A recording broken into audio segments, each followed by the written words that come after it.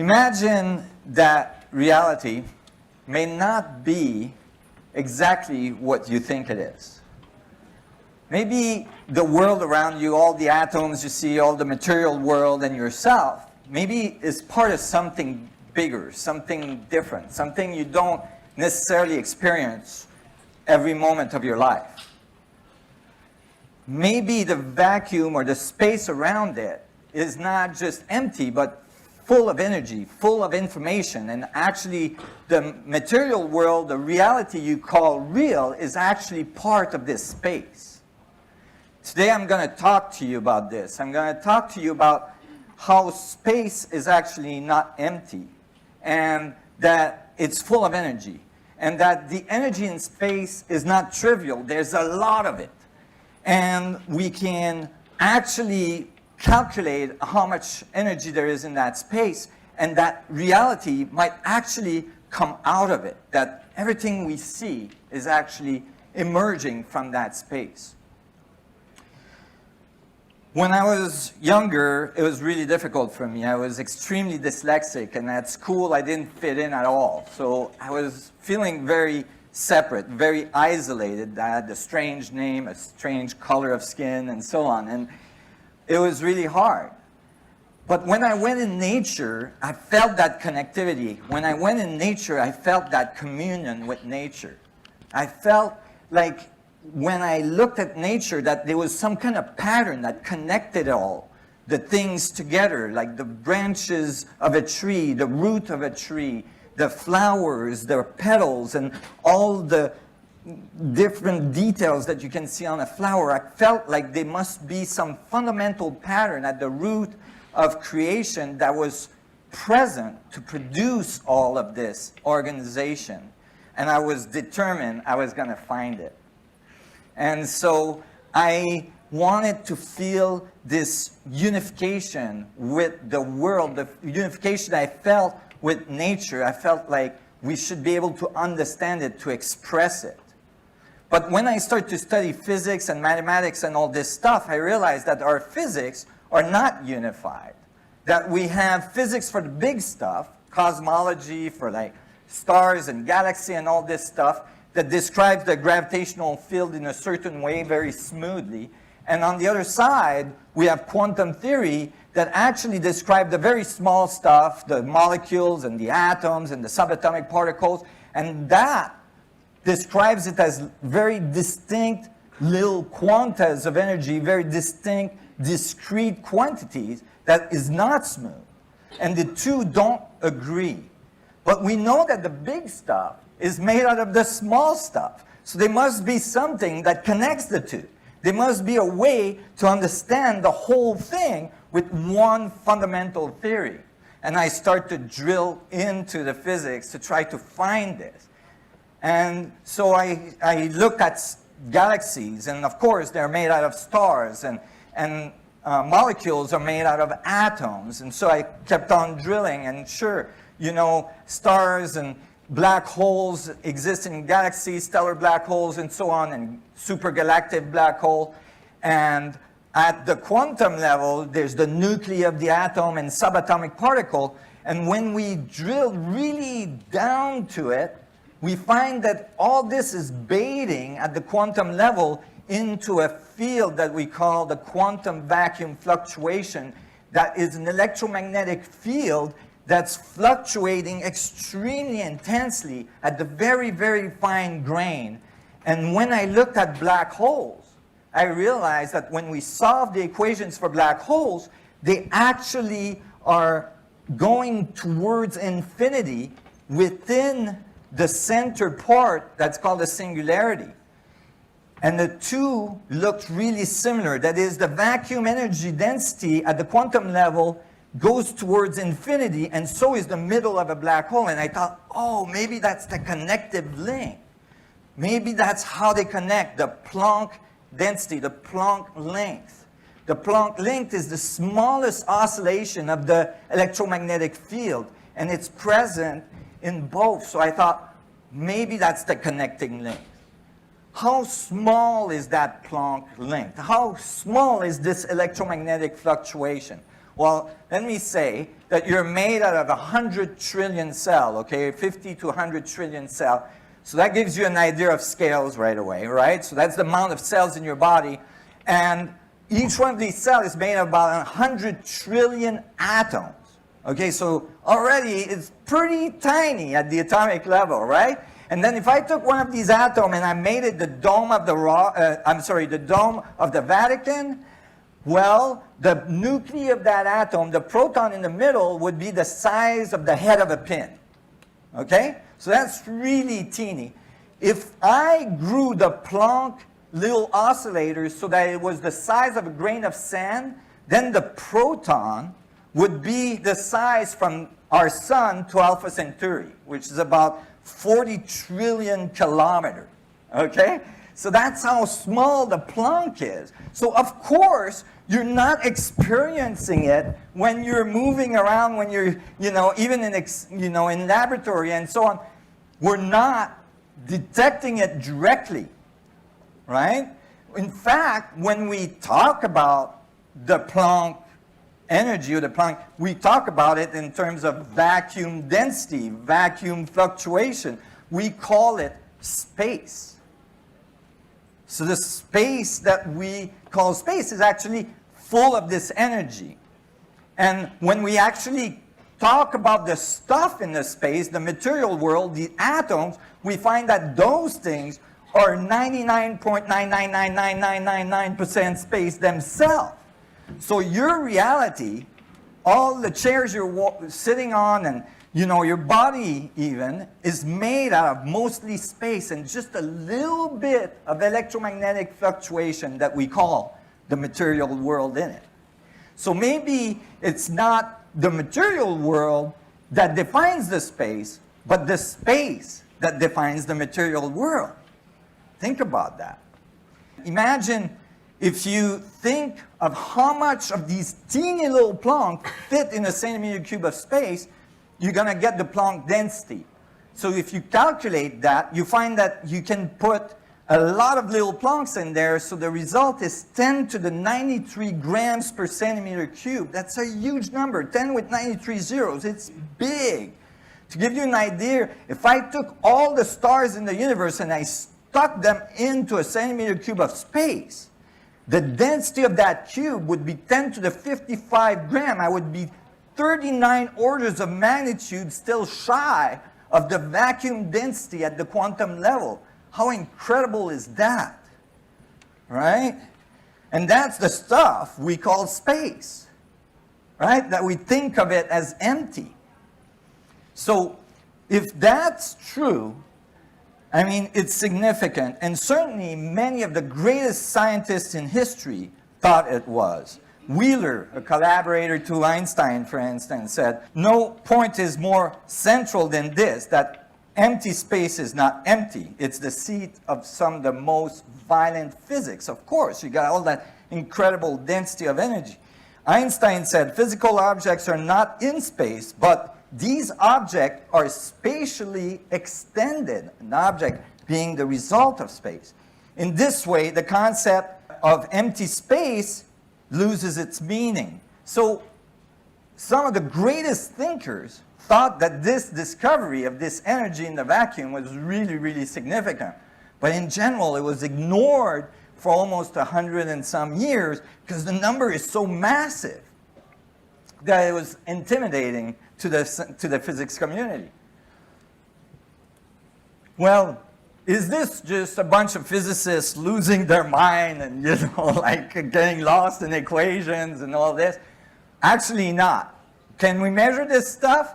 We can. The Casimir effect has been demonstrated now. We can show that the vacuum density in laboratory is really there, that plates can be pushed together by using the vacuum. And in fact, we are now able, with the dynamical Casimir effect, to extract photons directly out of the vacuum. We're able to extract energy directly out of what we thought of as empty. So it's really, really there. So I start to use this, and this took me like 25 years or 30 years, so it took a little while. But I started, and I can't believe how simple the solution is, but I start to realize, what if I could just take this Planck energy and describe cosmological objects with it. So I took a black hole, Cygnus X1 is a well-known black hole, and I tiled the whole surface with Planck's. This is called a holographic principle in physics, and it's an accepted concept in current physics, but the difference is that I thought, what about the volume? What about how much information, because you can think of the little Plancks as little bits of information, how much information is inside that volume? And I counted how many Plancks are inside that volume. There's a lot of them, 10 to the 18, 118, it's a big number, all right? And then I made a ratio, surface to volume ratio between the two to express the energy of the system, and the result was the exact mass of the black hole, the exact gravitation of that black hole. It was the exact same solution that I could get from Einstein field equation describing gravity, but I was doing it with little Planck fluctuation of the quantum world. So all of a sudden, I had quantum gravity. I had the quantum world expressing gravitation at the cosmological level. And the equation was beautiful and elegant. It was very simple.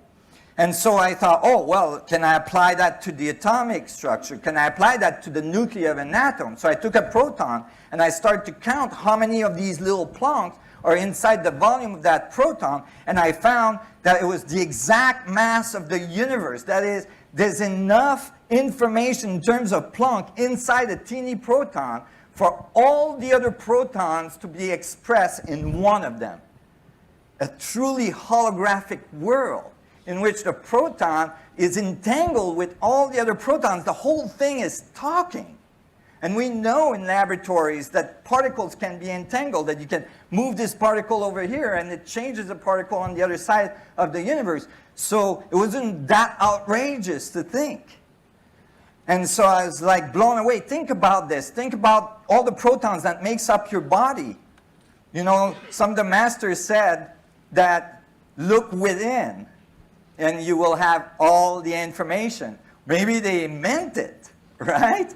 And so in any case, I took this solution and I did the same thing. I did a surface to volume ratio of the little proton, and sure enough, the solution, the result was exactly the mass of the proton, or very, very, very close to the mass of the proton that we measure in laboratory.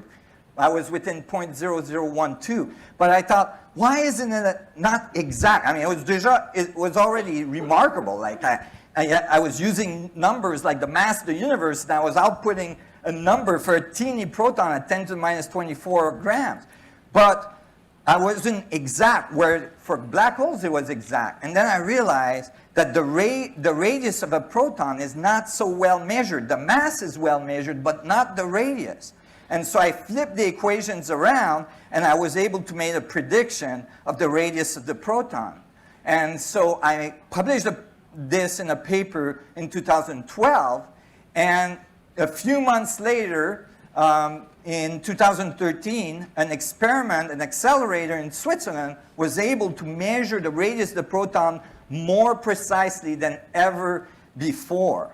And the result was now within 0.00036 of my predicted value. I was so close. In fact, my predicted value is inside the margin of error of the experiment, or one standard deviation from the experiment. So actually my theoretical value might be exact, and the experiment is actually getting close to it. But this but the standard model is off by 4%. And although the 4% might not sound like much, it creates a lot of problem in quantum theory. And so that's why you've seen like maybe the magazine covers, you know, talking about the proton, teeny particle, big problem. The Hubble proton is nothing like we expected. No kidding. If I'm correct, it's like completely different, right? And you know, the problem with the proton, could scientists be seeing signs of a whole new realm of physics? Maybe. And these physics may have to do with this vacuum energy that produces our reality. I mean, it's really remarkable. And so, you know, this leads to really incredible technological developments. It's not just a whole bunch of theory. If we understand that gravity is actually emerging from that field at the foundation of quantum theory, we can start using electromagnetic field to like interact with that energy. For instance, this technology that just came out a few years ago, actually it's been there for 10 years, but finally NASA did an analysis a few months ago on it and showed that this drive is actually not expulsing anything. It's just bouncing electromagnetic fields in a conic can, and it's producing thrust. It's pushing literally against the vacuum structure. We have experiments in Finland where we're able to get gravitational pulse to occur, gravitational beam to occur, so that we can beam a gravitational wave across 1.2 kilometers of distance and calculate how fast it propagates. And it propagates at 64 times the speed of light. Okay? This is the kind of stuff that's emerging. The physics of our world is changing, and we are starting to be able to understand gravity at a whole new level. Imagine how much change has happened in our society over the years as a result of us mastering the electromagnetic field, right? We got electricity, and we've ran our whole civilization out of that. Now imagine that all of a sudden, we understand gravity at its most fundamental level and master the use of it, the control of it. All of a sudden, our civilization changes fundamentally. It changes at a very, very profound level. We'll be able to go to space. Our civilization will be able to get off the surface of our planet. We'll be able to be space-bound, have colonies, have access to almost an infinite amount of resources. Everything is going to change dramatically if we understand gravity at that level and we start to understand how to control it so that we can transcend the limitation of our civilization today and actually resolve some of the largest ecological problems that we face. Imagine if we could extract just a few billionth of a % of the energy that's there, we could run our civilization for thousands and thousands of years. So thank you very much for your attention. Thank you.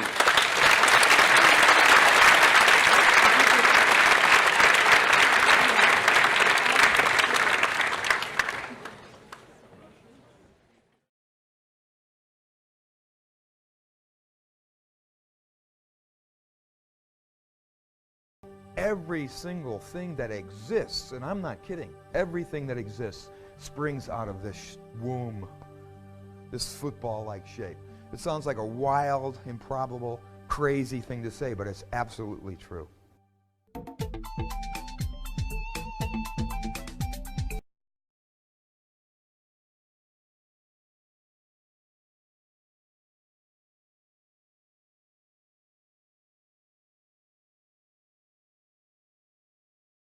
I've developed a way of looking at this through the intricate order that's based really on quantum theory. And the way it works is to consider that there's a wave. You may think of this wave coming from outside, from the whole universe, which converges to a point and then diverges again. Now, it links everything. It means that everything is internally related to everything. Now,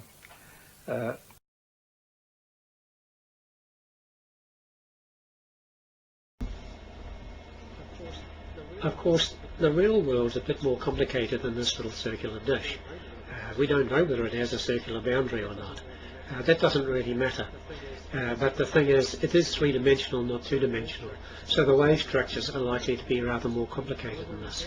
However, we can understand that in a universe full of vibration, that centers can exist which have particle-like properties, which will have different phases that can account for the different charges of different particles, but that these are standing waves, and that the energy coming into each one and the energy going out of each one is the same energy that passes through the center as the concentric waves converge on the spot and then go out, and that the arrangement of all of these different ones is supporting the phases of the waves of all other particles. Every particle in the universe is being constantly recreated by the energy of all other particles. This is something which is not really understood by physicists, and I think it's a very important point. If we want to understand how the universe works, we do need to say that nature actually works like this.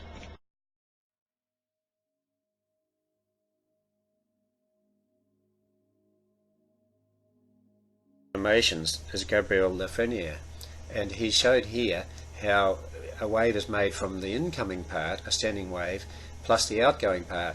These two components together make a standing wave, which you can see here.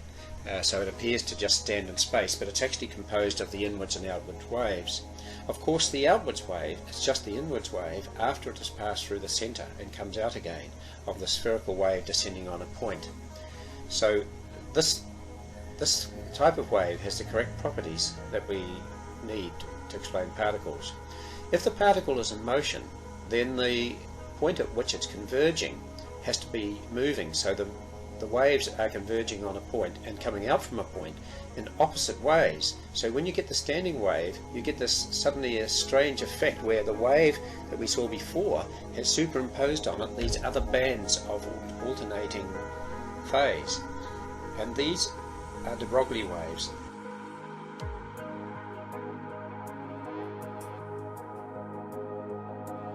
All these calculations, as we had all managed to derive these calculations that show the de Broglie waves from this understanding of standing waves, but in this animation Gabriel has made it very clear what's actually going on, and the understanding of all of these things. It's clear that these are real waves.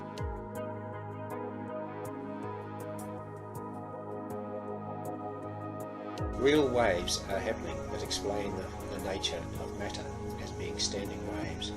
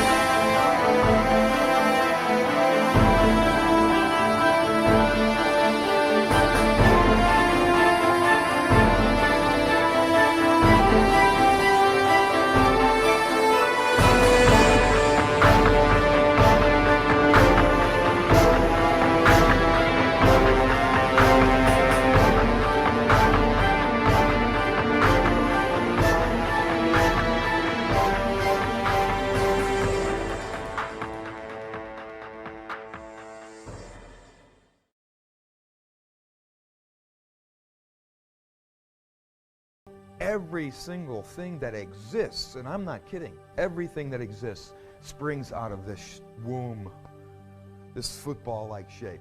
It sounds like a wild, improbable, crazy thing to say, but it's absolutely true.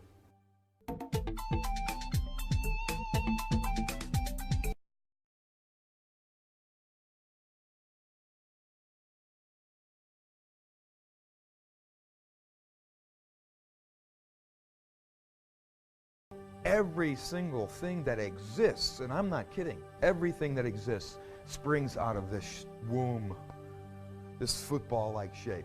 It sounds like a wild, improbable, crazy thing to say, but it's absolutely true.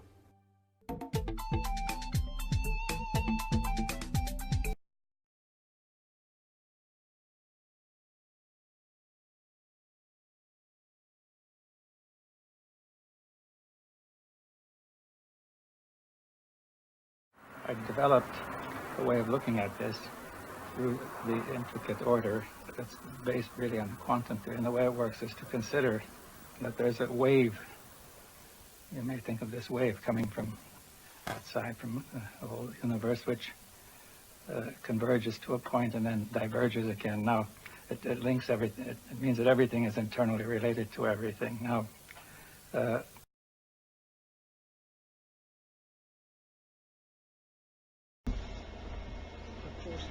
Of course, the real world's a bit more complicated than this little circular dish. We don't know whether it has a circular boundary or not. That doesn't really matter. But the thing is, it is three-dimensional, not two-dimensional. So the wave structures are likely to be rather more complicated than this. However, we can understand that in a universe full of vibration, that centers can exist which have particle-like properties, which will have different phases that can account for the different charges of different particles, but that these are standing waves, and that the energy coming into each one and the energy going out of each one is the same energy that passes through the center as the concentric waves converge on the spot and then go out, and that the arrangement of all of these different ones is supporting the phases of the waves of all other particles. Every particle in the universe is being constantly recreated by the energy of all other particles. This is something which is not really understood by physicists, and I think it's a very important point. If we want to understand how the universe works, we do need to say that nature actually works like this.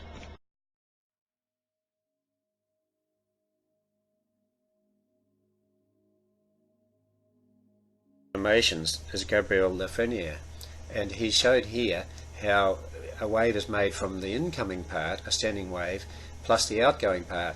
These two components together make a standing wave, which you can see here. So it appears to just stand in space, but it's actually composed of the inwards and outwards waves.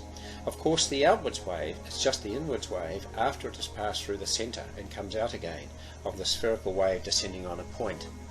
So this type of wave has the correct properties that we need to explain particles. If the particle is in motion, then the point at which it's converging has to be moving, so the waves are converging on a point and coming out from a point in opposite ways. So when you get the standing wave, you get this suddenly a strange effect where the wave that we saw before has superimposed on it these other bands of alternating phase, and these are de Broglie waves.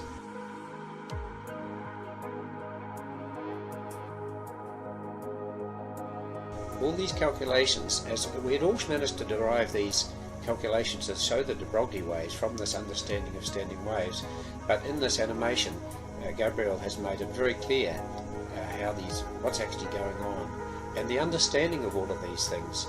It's clear that these are real waves.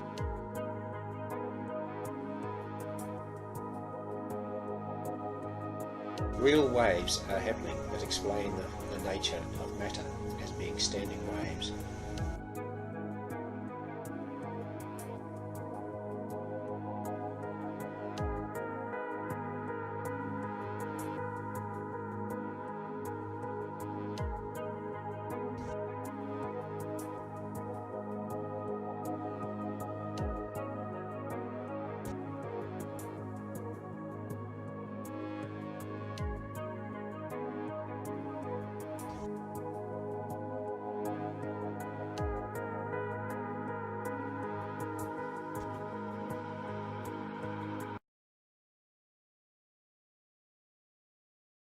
Every single thing that exists, and I'm not kidding, everything that exists springs out of this womb, this football-like shape.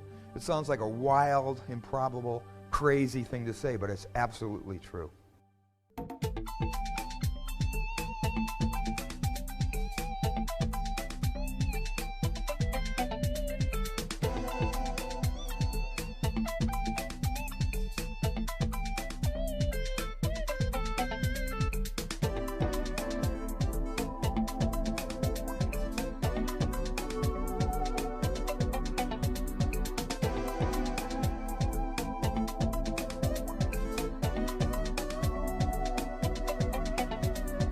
Another way of saying it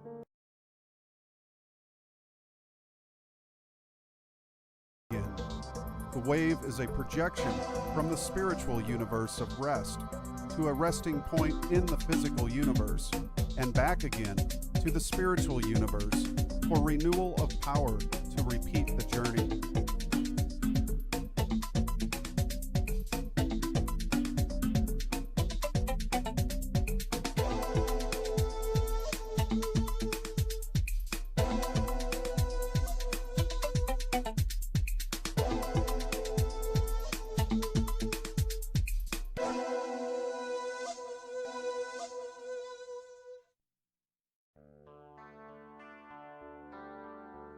Everyone pretty much agrees. The universe is created by division.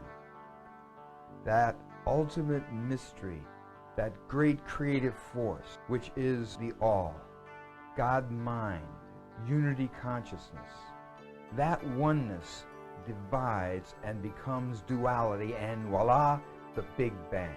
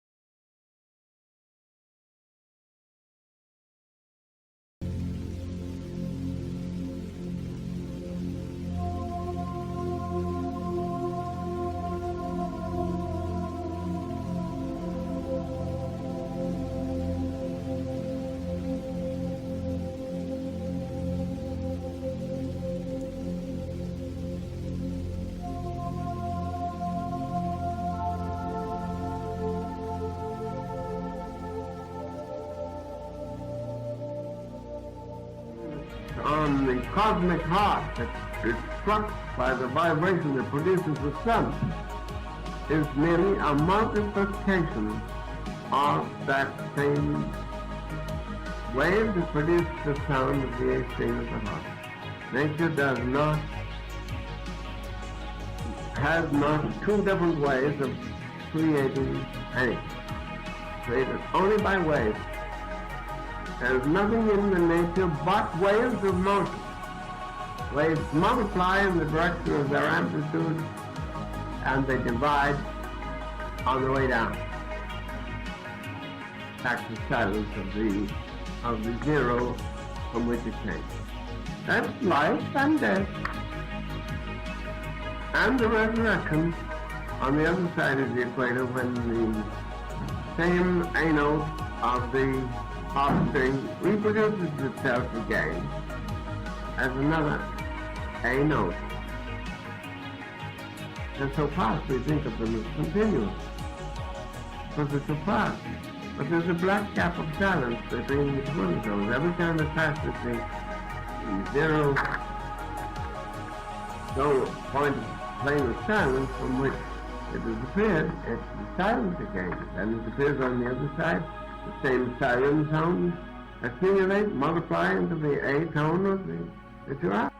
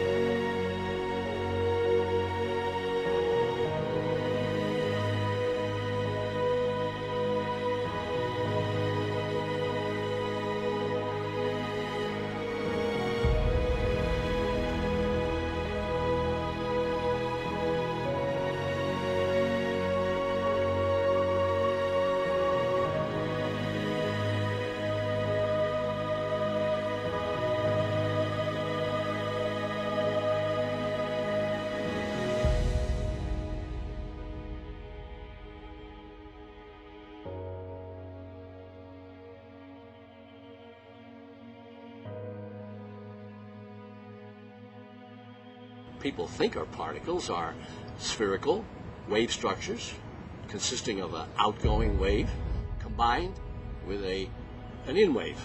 Mathematicians are fairly happy with this because these are the only two possible solutions of the equations. So that part is okay.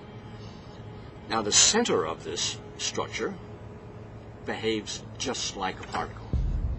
The only problem is not many people know it yet because not many people have investigated it.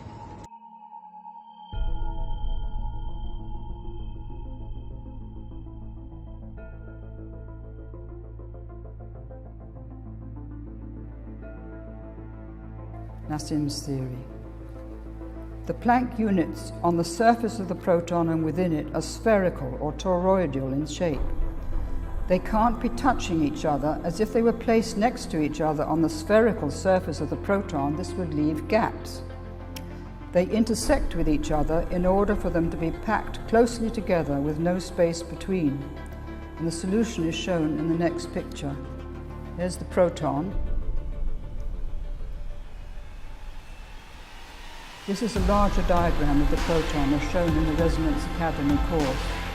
Nassim tried at first to see whether a square lattice would fit over the spherical proton, but it left gaps at the top and bottom. Then he tried the hexagonal form. Note the hexagonal flower-like forms covering the surface of the proton as well as inside it. And this was one of the most important discoveries that he made. But then he needed to find out what the geometrical forms were that were creating the hexagon, and this brought him to the tetrahedron. The resulting triangulating pattern of the overlapping structure of the Planck spherical units generates the pattern of the flower of life, which is a hexagonal pattern containing the tetrahedron geometry within it.